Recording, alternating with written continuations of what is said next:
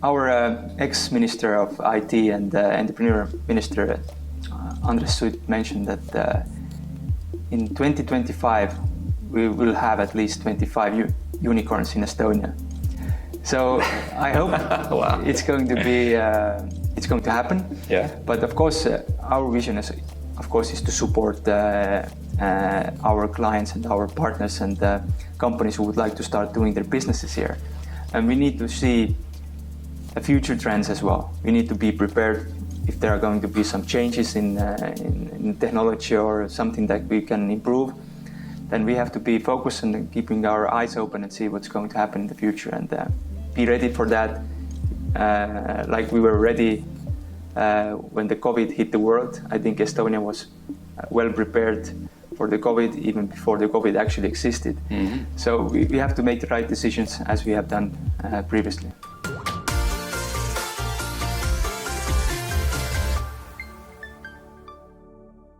Henri, it's great to meet you. Thank you so much for taking time to speak to us today. Thank you. Happy to be here. Okay, let's just start. Tell us a little bit about who you are and what you do. Well, I'm a member of an amazing team of the Estonian Investment Agency. And I've been in this business now for 2 years, 2.5 years actually. And yeah, it's been an interesting journey. Okay, tell us a little bit more about the investment agency. What's its goals? What's its main objectives? And just fill us in. Well, our main goal is of course to support foreign investors, entrepreneurs, companies all over the world who would like to do business in Estonia. So we have opportunities like matchmaking, networking, grants, and you name it. There are a lot of possibilities. How can we help companies who would like to grow their businesses here in Estonia? And not only we have representatives here in Estonia, but we have representatives all over the world. Mm-hmm. So it's very easy to find us. And we have Invest Estonia team, we have Work in Estonia team. They are helping companies to keep and find foreign talents as well. Mm-hmm. So and most importantly, our services are free. Right, okay. All right, so I think there's a number of things that we can double click on that. Yeah. The first thing I'd like to ask you is, we know Estonia is a small country with a small addressable market, especially if you're doing the B2C business. Mm-hmm. So what benefits why should companies consider establishing a business in Estonia? That's a good question. Well, I think the fact that we are a small country is actually advantage because here in Estonia, people are very open for new technology and they are very open to find out what are the new innovation and they are willing to try it. Mm-hmm. So I think the companies would like to establish or looking opportunities to expand their R&D or production centers here in Estonia. And this is a good place to test it and try it and to scale it up to globally. Mm-hmm. And not only we have a very good business platform that we are continuously improving. Our digital technology allows us to get things done cheaper, better, and of course it's smart. Mm-hmm. And we are very used to that, and that helps companies to run their businesses very smoothly and hassle-free. And I think very important thing is also the fact that we have very high skilled talents. Mm-hmm. And I think, of course, the fact that we have one of the best tax system in the world, many years in a row, actually. And then, for example, if you have an Estonian company, then you don't need to pay a corporate income tax if you reinvest it or retain your profits. So it's... Okay. Yeah. Right. Okay. You touched on the talent part. Yeah. And of course we've been following up what's happening in Estonia. We see that investment is growing.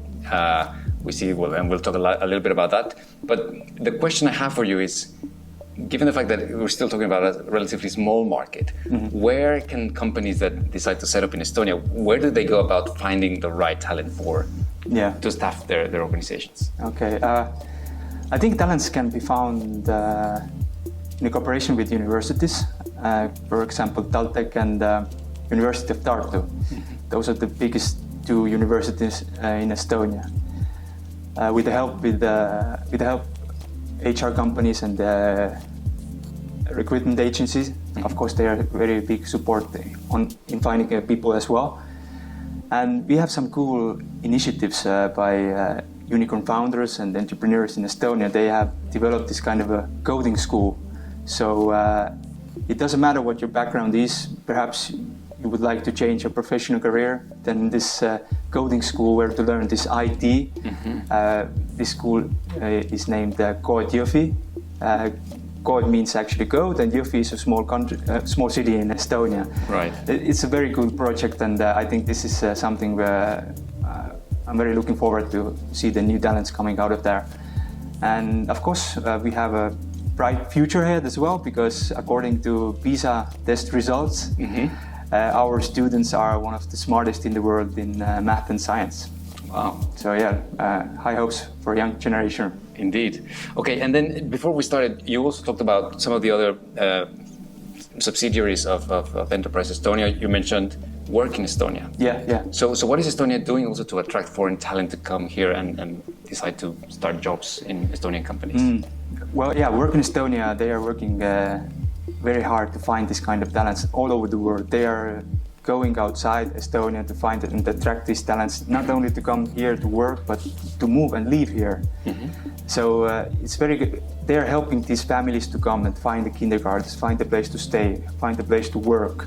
So there is the full package of service that you need if you want to move somewhere. We have these visa options like startup visa. So startup companies, entrepreneurs who would like outside of European Union maybe would like to establish a startup here, then it's a very good opportunity to use the startup visa. So they are helping and these people who would like to move to Estonia and to start working and having their career here. So this is the kind of a tailor-made service for them.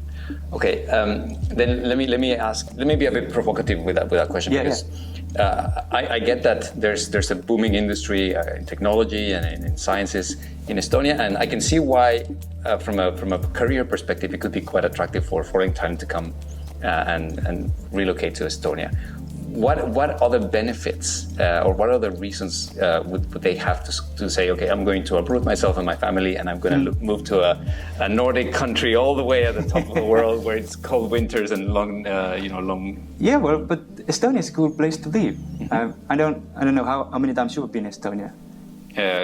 Several, probably about 8 or 9. But it's beautiful right here. It is, yeah. Here you go. Then I think as well that Estonia is a very good place to live. It's very affordable, and I think there are many options to go to work, because a lot of not only Estonian startups, unicorns, but we have many international companies coming to here in Estonia as well to see the opportunities to grow from here to maybe who would like to do business in Europe, then Estonia is a very good location to start their journey here. And I think the universities and this kind of a community, and you have to feel it and experience that. It's very hard to tell people from different places all over the world what is the unique thing about Estonia, but once they got here, they understand there is something special here, and they have still remained here, and they are very happy to live here. I would agree with you. I think there's something in the air here that just that needs to be experienced to really understand you. True. It's like, there's innovation, but at the same time, it's peaceful, it's quiet, it's safe. It's a very interesting mix of great attributes for people in other places, and I say that as a foreigner as well. That has absolutely. I mean, the nature is beautiful as well. You should see the islands, and then there is not only the business-wise, but it's the nature is very nice, and then the people are nice. So there is a lot of things to experience, and I hope that people will love it. Yeah. Okay. I was speaking to someone earlier today that suggested that Estonia should make the unicorn its official animal, and I thought that was a brilliant idea. And you just touched on the number of unicorns that Estonia has. Yeah. Let's address that, because that's astonishing, right? You're a small country with 1.3 million inhabitants. You have 10 unicorns, so that's one unicorn for every 130,000 people. I think that's amongst the highest in the world. Yeah. What's going on? Well, I think there are several factors. As a matter of fact, just the other day I saw an interesting meme there was this picture of Estonian weather forecast. It wasn't that nice. It was mostly rainy and not that warm. But all over the Europe, there was this massive heat wave. Mm-hmm. And someone wrote, okay, I get it. Now I understand why Estonians are so productive. but I guess this kind of entrepreneurship and startup mindset have been in Estonia for a quite long time. Mm-hmm. And of course, our, I'd say, first unicorn success story, Skype, mm-hmm. has a huge impact on that. The founders of Skype, of course, they made a successful exit, mm-hmm. and they are still investing in Estonian startups. So the talent is still here, the know-how, all the network they have, and not only Skype founders who are investing in Estonian startups, but the founders of Wise, Bolt, Pipedrive, and so on. They are heavily investing in Estonian startups. So mm-hmm. they are definitely the founders are the one who are helping to make this Estonian startup ecosystem even stronger than it was before, and it's growing rapidly. So I think the key factor, of course, are the people behind those companies and startups. And I've met a lot of investors, and they have told me that, okay, the ideas and the startups are wonderful, but they trust the Estonian people because they think it's also necessary that behind those ideas and startups, the people are more important than maybe even the ideas. So the people are willing to take the startup to the next level and become into unicorns. So I think, yeah, the people are, of course, the most important factor, but of course, Estonia has established such a wonderful business platform as well, where to create this kind of startups. It's very easy to open a business here in Estonia, I think people and then the talents we have here are the one that are making this place unique. And not only we have the most unicorns per capita, we actually have the most startups per capita as well. I think even our president, when he worked in university, he founded his startup back then, and it's kind of cool. I think every Estonian in the future somehow directly or indirectly are involved in some startup journey. Right. Okay. So then, I think we should highlight that, because that seems like a really important thing to communicate. So, all these founders, having made successful exits, they could have just taken their money anywhere. They could have gone to the US, to Singapore, to Israel, and they chose to come back home and invest in Estonia. And from what you're saying, it's not just a sense of national pride; it's the fact that here they can find the talent, here they can set up the business with ease, and they trust in the Estonian people. That's true, and that's amazing. I mean, they can do whatever they want. They can just go to the beach and that's it. They have the money. They can live as long as they want to, and without no worry about anything at all. Mm-hmm. But they are still investing heavily, and I can see that this startup community here in Estonia and this ecosystem, this is so strong. And they know that it's easier to do it maybe in Estonia. Mm-hmm. Of course, if they want to scale up, then they can move their branches to other countries as well. But the main focus and the main core of business are located here in Estonia. Right. So yeah, maybe those guys know better what's the secret here, but this synergy of this startup mindset and these hardworking people here in Estonia, this makes amazing thing happen. I think that sends a very, very strong signal to the rest of the markets, right? And I think also the fact that your president has been an entrepreneur himself. Sure, yeah. And so that clearly brings that, I would assume that he knows what it's like to be an entrepreneur, and therefore he can, with his position of influence, he can also ensure that the system enables more entrepreneurship. Sure, yeah. This is very important that our government is supporting this kind of innovation mind, and of course that's why we don't take taxes on reinvested profits, of course, and you can focus on growth, and that's the most important thing that I guess the government support here is very important as well. You've described a number of benefits. It really sounds like the ideal place to take your money to. What are the challenges that you still face when trying to get investors to put their money in Estonia? Yeah, well, I think it's not only Estonian challenge, but it's the global challenge. Like the talents the high-skilled talents. I think the lack of talents is everywhere.